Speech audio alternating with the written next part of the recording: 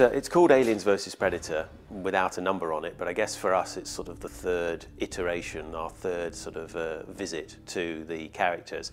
We base the game largely on Alien, Aliens and Predator, from my perspective anyway. The sort of the original movies, that's the sort of the beating heart of the franchise from our perspective. We're back in the future. We're not like the AVP movies that are set modern day. We're back in true sci-fi. We're about 30 years after the events of Aliens, Alien 3, which were pretty close together.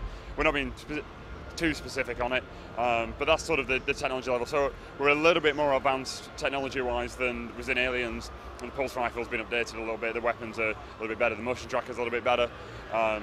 But we're not taking it too far ahead, so we're not sort of into resurrection state. But the Whale and Yutani company have been experimenting on aliens, have been trying to tame them and use them to their advantage. And as the player alien, you prove to them that they got it wrong. You've still got the basics there. You've got the main trunk of the story is the Marine story, and then your Alien and Predator campaigns kind of interlink with that. So if you play the game as a Marine, and then as an alien, you'll see bits as an alien that you were attacked by playing as the Marine, and it'll go, oh wow, that's how the aliens got to me. You know, it'll kind of explain a bit for the Marine story. So the whole thing is one game interlinked, if you like. It's you'll get the best out of the game if you play all three species. The game itself is going to be very challenging, but the actual mechanics that we're developing to make each species feel and let players maximise the benefit of each species, we're really focusing on that. So with the Predator, we've got like the focus leap, where you can basically pick any point in the environment and just leap straight to it. So we've solved the inherent issue of how difficult it is to accurately jump somewhere in an environment in a first-person shooter, because it's not about making that specific jump. We're not a platform game. We're a game where it's about being in the trees, it's about stalking your prey, waiting for the right moment to strike. And then as a Marine, it's about adding light to the environment, creating light, looking in those shadows, throwing a flare into it, checking those corners, see if there's any aliens lurking wanting to bite your head off. And then as the alien, it's about creating that darkness, so going to power units, taking those out, taking lights out, and then hiding in those shadows, waiting, being the thing that everybody's scared of. So how about, you know, the balance between the three? That's a kind of difficult thing to do, especially in multiplayer. Have you worked a lot with that? Well, in the original, what we did is we biased the points, because you can't really make a weak Predator or a pathetic alien. It just isn't right. They are tough creatures. So because we're working with a license, you've got restrictions on what you can and can't do. So we have worked within what we can and can't do to do with things like battery charge and what weapons you've got. And in multiplayer, we've made the setup as flexible as possible so that players can say the Predator's only allowed these kind of weapons, or the Marine is only allowed this kind of weapon.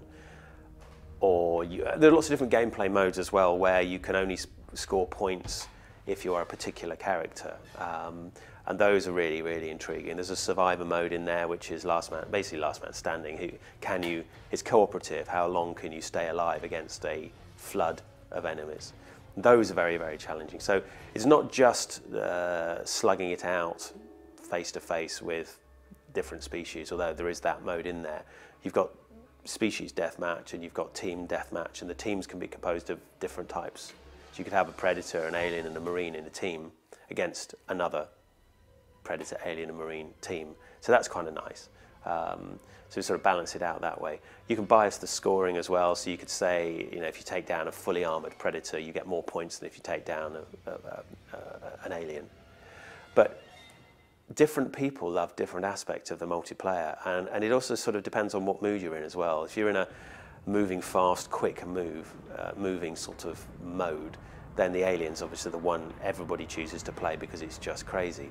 But you know, if you really want to play this sort of cooperative team,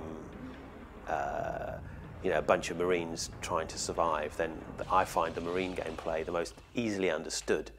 Because let's face it, how many games have had Colonial Marines in them but haven't called them Colonial Marines? I mean, it's probably the most ripped off movie in lots of other games in history in terms of gameplay.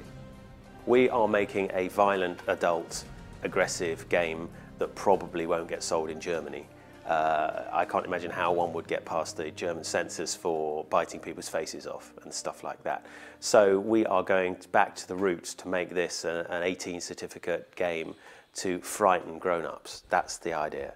You're in an interspecies war. So we've taken all the ideas that we had and we tried to put in the original, and we've gone further. Obviously the graphics are better, the engine's better, the game is more sophisticated, the storytelling components are richer and deeper.